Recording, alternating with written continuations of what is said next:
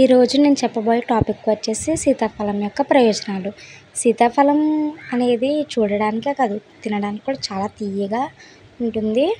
అలాగే సీతాఫలం అనేది ఎక్కువగా ఔషధాల్లో కూడా ఉపయోగిస్తారు. అలాగే దీంట్లో విటమిన్లు, ఖనిజ లవణాలు ఎక్కువగా ఉంటాయి.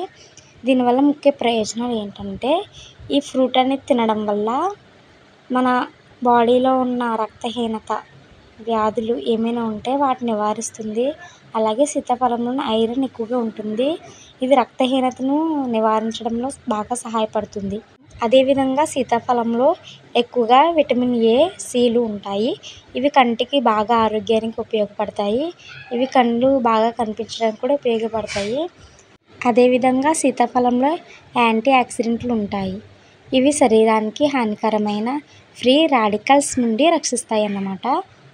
అదేవిధంగా సీతాఫలంలో ఎక్కువగా రోగనిరోధక శక్తిని పెంచడం, అంటే మనలో ఉన్న ఇమ్యూనిటీ పవర్ అనేది పెంచుతుంది.